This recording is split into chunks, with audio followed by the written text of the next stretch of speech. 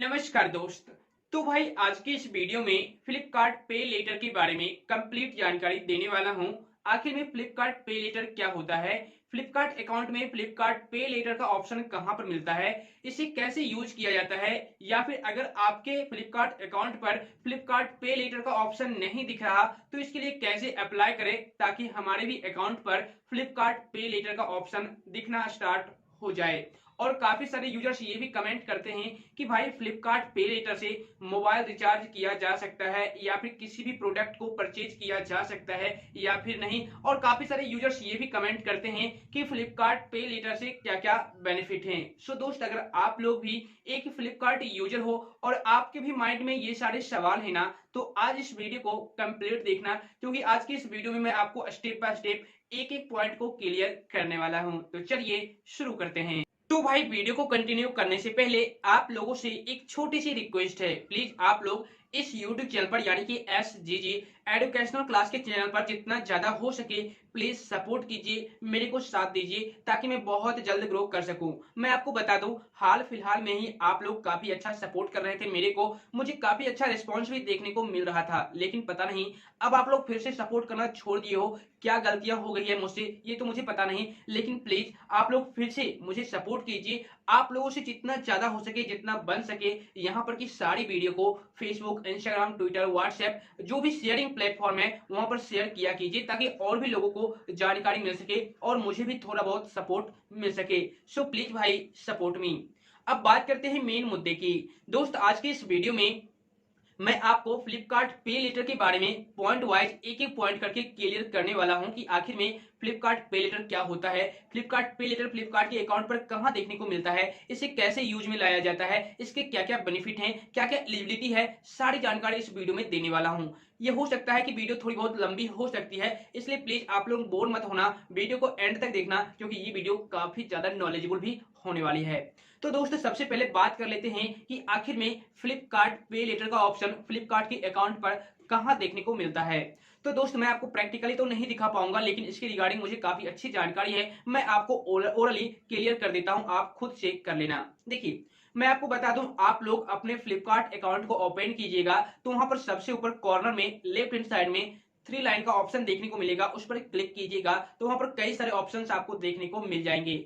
तो वहीं पर आपको एक ऑप्शन मिलेगा माय अकाउंट का, आपको उस पर क्लिक करना है। जैसे ही क्लिक कीजिएगा तो वहां पर आपको फ्लिपकार्ट मेंबर्स प्लस का ऑप्शन मिलेगा, उसके बाद और भी कई सारे ऑप्शंस देखने को मिल जाएंगे। वहीं पर एक ऑप्शन आपको देखने को मिलेगा फ्लिपकार्ट पे लेटर का, अगर आप एलिजिबल होंगे तो ही आपको वहां पर देखने को मिलेगा, अदरवाइज नहीं मिलेगा। ठीक है, अब बात आती है कि भाई इसकी एलिजिबिलिटी क्या है। तो दोस्त, इसकी चर्चा यानी कि इसका प्रोसेस मैं आगे इसी वीडियो में क्लियर करने वाला हूं, इसलिए वीडियो को एंड तक देखते रहना।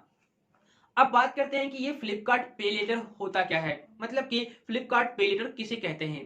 तो दोस्तों, फ्लिपकार्ट पे लेटर एक फ्लिपकार्ट की ही फैसिलिटी है। वैसे अमेजन पर भी ये ऑप्शन है अमेजन पे लेटर का, लेकिन इसके बारे में अभी जानकारी नहीं दूंगा, उस पर मैं एक पार्टिकुलर वीडियो बनाऊंगा और साथ ही प्रैक्टिकल दिखाऊंगा भी। ठीक है, तो देखिए, फ्लिपकार्ट पे लेटर एक फ्लिपकार्ट का ही फीचर है या फिर आप इसे सर्विस भी कह सकते हैं, ऑप्शन है। अब इससे होता क्या है फायदा, वो मैं आपको क्लियर कर देता हूं, फायदा भी आपको बताऊंगा, इसलिए आप वीडियो को एंड तक देखते रहना। देखिए, जैसे मैं आपको एक एग्जांपल के थ्रू क्लियर कर देता हूं। जैसे आप लोग अपने गांव में रहते हो या फिर किसी भी कस्बे में, किसी भी शहर में रहते हो और आप बार बार एक ही सामान को, एक ही प्रोडक्ट को, मतलब कि कोई भी प्रोडक्ट परचेज करते हो एक ही दुकान से। ठीक है, बार बार एक ही दुकान से आप कई सारे प्रोडक्ट परचेज कर रहे हो, लेकिन प्रोडक्ट जब परचेज कर रहे हो तो आप उन्हें पैसे भी टाइम पर दे रहे हो। तो इससे क्या हुआ कि वो जो शॉपकीपर है यानी कि वो जो दुकानदार है आप पर ट्रस्ट करने लगा, आप पर विश्वास करने लगा कि नहीं भाई, ये बंदा, ये कस्टमर सही है, ये अगर उधार भी लेता है तो कोई दिक्कत नहीं है, मैं इसे उधार भी दूंगा इतने दिनों के लिए। ठीक है, कोई दिक्कत नहीं है अगर आप टाइम पर पैसे दे देते हो तो वही सेम प्रोसेस यहां पर भी है। अगर आप फ्लिपकार्ट पे लेटर का यूज करते हो, वैसे तो सारे कस्टमर को फ्लिपकार्ट पे लेटर का ऑप्शन नहीं मिलता है, क्यों नहीं मिलता वो भी मैं आपको क्लियर कर देता हूं। अभी तक मुझे भी नहीं मिला है, अब क्यों नहीं मिला ये भी मैं अभी कंफ्यूज हूं, लेकिन फिर भी मैं आपको क्लियर कर देता हूं। देखिए, फ्लिपकार्ट पे लेटर का ऑप्शन उन्हीं को मिलता है जो फ्लिपकार्ट पर काफी ज्यादा प्रोडक्ट परचेज करते हैं, मेरा मतलब जो फ्लिपकार्ट पर काफी ज्यादा ट्रांजैक्शन करते हैं। अब जैसे मान लीजिए आप फ्लिपकार्ट से काफी ज्यादा प्रोडक्ट परचेज कर रखे हो, या फिर मोबाइल रिचार्ज किए हो, या फिर किसी भी चीज का बिल पेड किए हो, फ्लिपकार्ट के ही जरिए आपने किया है, कुल मिलाकर के फ्लिपकार्ट के ही जरिए आपने ट्रांजैक्शन किया है। और अगर आपकी ट्रांजैक्शन काफी अच्छी है, बहुत ही अच्छी है, तो आपको फ्लिपकार्ट पे लेटर का ऑप्शन मिल जाएगा, क्योंकि फ्लिपकार्ट को ये विश्वास हो जाता है कि ये जो कस्टमर है ना वो ट्रस्टेड है, ये ठगने वाला नहीं है, चीटर नहीं है। वैसे आप उसको ठग तो नहीं सकते फ्लिपकार्ट को, क्योंकि वो तो आपको कहीं से भी ढूंढ लेगा, लेकिन फिर भी फ्लिपकार्ट का कहना यह है कि भाई मैं उन्हीं को फ्लिपकार्ट पे लेटर का ऑप्शन दूंगा जो एक ट्रस्टेड कस्टमर है, जो फ्लिपकार्ट पर काफी ज्यादा ट्रांजैक्शन करते हैं, भले ही वो कोई प्रोडक्ट परचेज करके करे या फिर मोबाइल रिचार्ज करके करे या फिर किसी भी चीज का बिल पेड करके करे, लेकिन ट्रांजैक्शन उनका काफी अच्छा होना चाहिए।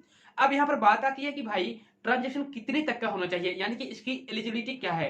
तो दोस्त मैंने कल फ्लिपकार्ट के टीम मेंबर से बात किया और इसकी क्राइटेरिया के बारे में भी मैंने पूछा उनसे, तो उन्होंने कोई क्लियरिफिकेशन मुझे नहीं बताया। ठीक है, उन्होंने सिर्फ ये बताया कि भाई ये जो है फ्लिपकार्ट का एक पार्टनर है आईडीएफसी बैंक, एचडीएफसी नहीं, आईडीएफसी बैंक है, फॉरेस्ट बैंक, वो फ्लिपकार्ट का ही एक पार्टनर है, मतलब कि कनेक्ट हुआ है, जुड़ा पड़ा है। अब वही डिसाइड करता है कि ये जो फ्लिपकार्ट पे लेटर है ये इस कस्टमर को मिलना चाहिए या फिर नहीं मिलना चाहिए, क्योंकि वो जो है आईडीएफसी बैंक वही आपके ट्रांजैक्शन को हैंडल करता है कि इसका ट्रांजैक्शन कितना है, इस कस्टमर का अच्छा है या फिर खराब है। ठीक है, तो अगर आपका ट्रांजैक्शन काफी बेटर है, अब ये आप लोग कमेंट में मत पूछना कि कितना ट्रांजैक्शन मिनिमम कितने तक का होना चाहिए, फिर मैक्सिमम कितने तक का होना चाहिए, क्योंकि मैं भी आपको क्लियर नहीं कर सकता और ना ही फ्लिपकार्ट आपको क्लियर कर रही है। ठीक है, तो आपका सिर्फ ट्रांजैक्शन अच्छा होना चाहिए। अगर आपने काफी ज्यादा प्रोडक्ट परचेज किया है तो आपको ऑटोमेटिक वहां पर फ्लिपकार्ट पे लेटर का ऑप्शन मिल जाएगा, कहीं कोई घबराने की बात नहीं है। अब देखिए फ्लिपकार्ट पे लेटर यूज कैसे किया जाता है वो मैं आपको क्लियर कर देता हूं। एलिजिबिलिटी आपने जान गया कि एलिजिबिलिटी क्या है, क्राइटेरिया इसका क्या है, ट्रांजैक्शन काफी अच्छा होना चाहिए, बस इतना ही। उसके बाद दूसरा पॉइंट कि ये जो ऑप्शन है इसको कैसे हम यूज भी कर सकते हैं, कहां पर मुझे ये फायदा दे सकता है।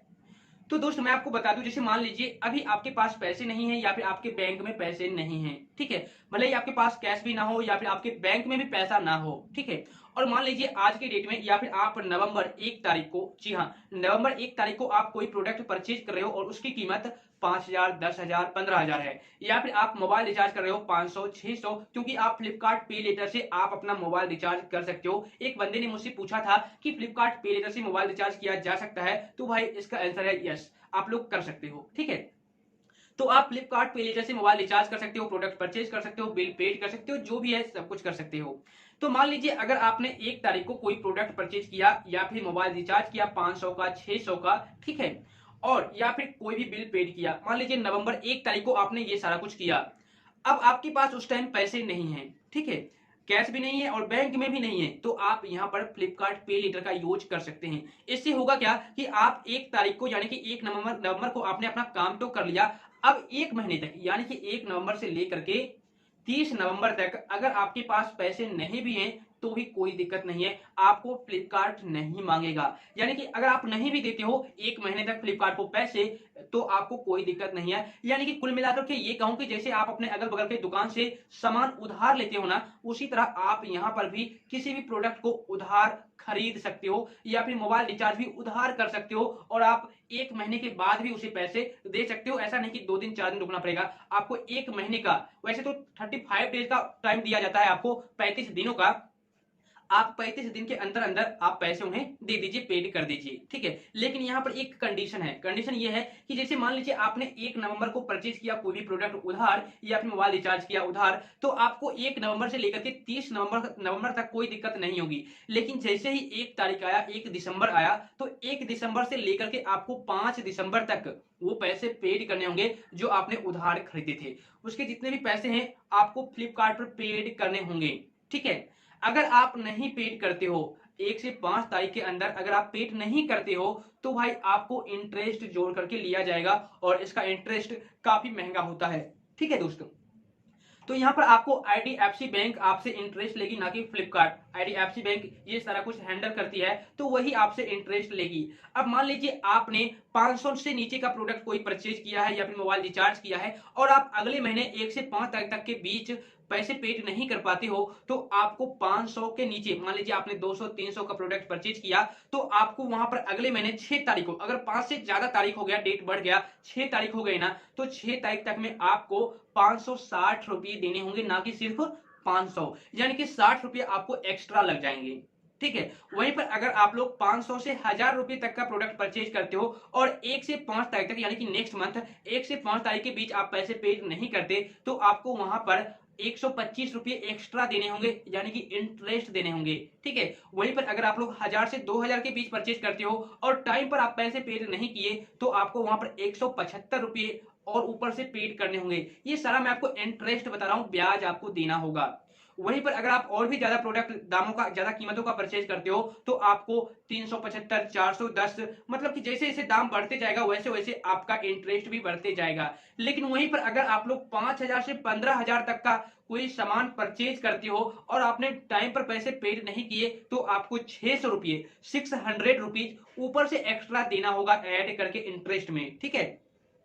तो ये सारे उसके कंडीशन है, इंटरेस्ट हैं। लेकिन आपको टाइम पर अगर आप दे देते हो तो कोई दिक्कत नहीं है। 1 महीने का आपको छूट तो मिल रहा है ना, 1 महीने के लिए आप उधार तो ले रहे हो ना, तो भाई क्या दिक्कत है। 1 महीने में आप पैसे इंतजाम कर लेना और दे देना, कोई दिक्कत नहीं है। मुझे तो ये ऑप्शन काफी अच्छा लगा। और साथ ही मैं आपको बता दूं फ्लिपकार्ट पे लेटर अगर मान लीजिए आप एलिजिबल हो तो कैसे आप अपने फ्लिपकार्ट अकाउंट पर ऐड कर सकते हो। तो दोस्त इसके लिए आपको अप्लाई करना होता है। अप्लाई करने के लिए आपको केवाईसी करवाना पड़ेगा। केवाईसी करने के लिए आपको आधार कार्ड पैन कार्ड आपके पास होना चाहिए। और जब आप वहां पर जाओगे तो वहां पर आपको एक ऑप्शन मिलेगा फ्लिपकार्ट पे लेटर का माई अकाउंट में, उस पर क्लिक करोगे, अपना आधार कार्ड और पैन नंबर डाल के सबमिट करोगे तो थोड़ा सा समय लेगा। हो सकता है 2 मिनट का ही समय ले या फिर ये भी हो सकता है कि 1 दिन का भी समय ले ले। इसके रिगार्डिंग भी फ्लिपकार्ट ने कोई भी टाइम निश्चित नहीं किया है, मुझे नहीं क्लियर किया है, इसलिए मैं भी आपको क्लियर नहीं कर पा रहा हूं। तो दोस्त उन्होंने मुझे बताया कि हो सकता है 2 भी मिनट टाइम ले ले, हो सकता है 24 घंटे भी ले ले, इसका कोई टाइम लिमिट नहीं है। लेकिन जब आप वहां पर आधार कार्ड और पैन कार्ड सबमिट करोगे तो आपका अकाउंट को वेरीफाई किया जाएगा आईडीएफसी बैंक के द्वारा और उसको ये लगेगा कि नहीं भाई इसका ट्रांजैक्शन अच्छा है, फ्लिपकार्ट पर ये काफी ज्यादा खरीद बिक्री करता है, हर महीने 2-3 प्रोडक्ट ये परचेज करता ही करता है या फिर बिल पेड करता ही करता है। तो आपको वेरीफाई करके बता दिया जाएगा कि भाई आप फ्लिपकार्ट पे लेटर के लिए एलिजिबल हो या फिर नहीं हो। अगर आप एलिजिबल हो तो आपको उसी टाइम फ्लिपकार्ट पे लेटर का ऑप्शन मिल जाएगा या फिर थोड़ा सा समय के बाद आपको फ्लिपकार्ट पे लेटर का ऑप्शन मिल जाएगा। लेकिन ये आपको मैसेज के जरिए पता चल जाएगा फ्लिपकार्ट पर ही कि भाई आप फ्लिपकार्ट पे लेटर के लिए एलिजिबल हो। ठीक है। तो ये बात हमेशा ध्यान रखना, अगर आप एलिजिबल नहीं होंगे तो आपको उसी टाइम मैसेज आ जाएगा सॉरी लिखा हुआ कि भाई आप, मैं माफी चाहूंगा, आप फ्लिपकार्ट पे लेटर के लिए एलिजिबल नहीं हो। ठीक है। तो आप ट्राई करना आपके अकाउंट में फ्लिपकार्ट पे लेटर का ऑप्शन दिख रहा है या फिर नहीं दिख रहा। और अगर आपको माय अकाउंट में नहीं जाना है तो आप जैसे फ्लिपकार्ट पर जाकर के सर्च बार में किसी भी प्रोडक्ट को सर्च करते हैं ना, वहीं पर आप सर्च कीजिएगा फ्लिपकार्ट पे लेटर, तो सबसे ऊपर ही ऑप्शन दिख जाएगा फ्लिपकार्ट पे लेटर का, उस पर क्लिक कर देना। वहीं पर आप चेक करना कि आप एलिजिबल हो या फिर नहीं हो। ठीक है, कोई दिक्कत नहीं है। अब देखिए यहाँ पर आपका फायदा क्या होगा, मैं वो क्लियर कर देता हूँ। एक फायदा तो मैंने आपको बता दिया, अब यहाँ पर मैं आपको बता दूं, एक पॉइंट और क्लियर कर दूं। सारे कस्टमर को, जितने भी कस्टमर को फ्लिपकार्ट पे लेटर का ऑप्शन मिला हुआ होता है, उन सारे कस्टमर को अलग अलग लिमिट दी जाती है। जैसे मान लीजिए हो सकता है आपको फ्लिपकार्ट पे लेटर में 2000 की ही लिमिट दे दी जाए और मुझे 10,000 की लिमिट दी जाए मतलब कि आपके ट्रांजैक्शन पर डिपेंड करता है कि आप कितना अच्छा ट्रांजैक्शन करते हो। और ये जो लिमिट है ना वो घट बढ़ भी सकती है डेली। जैसे मान लीजिए फ्लिपकार्ट, जैसे आप क्रेडिट कार्ड का यूज करते हो, एटीएम का यानी कि डेबिट कार्ड का यूज करते हो, ठीक है, तो वहां पर एक लिमिट होती है कि भाई अगर आप केवाईसी करवा करके रखे हो तो आप महीने में इतना का ट्रांजैक्शन कर सकते हो, अगर नहीं करवा करके रखे हो तो महीने में आप इतना का ही ट्रांजैक्शन कर सकते हो। उसी तरह यहाँ पर भी है, यहाँ पर अगर आप केवाईसी करवा लेते हो और अगर आपका ट्रांजैक्शन काफी अच्छा है तो किसी किसी कस्टमर को महीने में 15,000 तक का, यानी कि 5,000 से लेकर के 15,000 तक का लिमिट क्रेडिट दे दिया जाता है कि भाई आप एक महीने में फ्लिपकार्ट पे लेटर से 15,000 रुपए तक का परचेज कर सकते हो, कोई भी प्रोडक्ट या फिर मोबाइल रिचार्ज कर सकते हो। और किसी किसी कस्टमर को सिर्फ 2,000 का ही लिमिट दे दिया जाता है कि भाई आप एक महीने में फ्लिपकार्ट पे लेटर के जरिए सिर्फ 2,000 तक का ही प्रोडक्ट परचेज कर सकते हो। और किसी किसी कस्टमर को सिर्फ 2,000 1,500 ही दिए जाते हैं कि भाई आप फ्लिपकार्ट पे लेटर से सिर्फ 500 तक का ही परचेज कर सकते हो एक महीने में।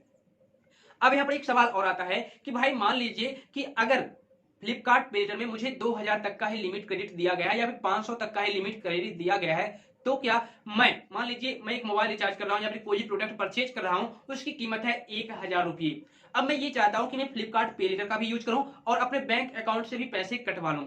मेरा मतलब 1000 का प्रोडक्ट है, 1000 का सामान है और मैं उस सामान को खरीद रहा हूँ, उसकी कीमत 1000 है और मैं ये चाहता हूँ कि मेरे पास सिर्फ 500 ही रुपये हैं बैंक में और 500 मैं उधार अभी नहीं दूंगा, बाद में दूंगा, अभी उधार लूंगा सामान। तो भाई आप ये भी काम कर सकते हो, दोनों प्रोसेस एक साथ कर सकते हो। जैसे आप फ्लिपकार्ट पे लेटर का भी यूज कर सकते हो क्योंकि वहां पर आपको 500 की ही लिमिट दी गई है एक महीने में, तो आप इससे ज्यादा उसका इस्तेमाल नहीं कर सकते। अगर 600 का प्रोडक्ट है ना तो भी आप फ्लिपकार्ट पे लेटर का इस्तेमाल नहीं कर सकते क्योंकि आपको फ्लिपकार्ट पे लेटर में 500 तक का ही क्रेडिट लिमिट दिया गया है एक महीने में यूज करने के लिए। ठीक है, तो आप 500 उससे ले लीजिए, यानी कि फ्लिपकार्ट पे लेटर का यूज कर लीजिए 500 के लिए और 500 अपने बैंक से पैसे कटवा लीजिए और उस प्रोडक्ट को परचेज कर लीजिए। उसके बाद अगले महीने यानी कि नेक्स्ट मंथ 1 से 5 तारीख के बीच आप वो भी 500 पेड कर दीजिए फ्लिपकार्ट को, तो कोई दिक्कत नहीं होगी।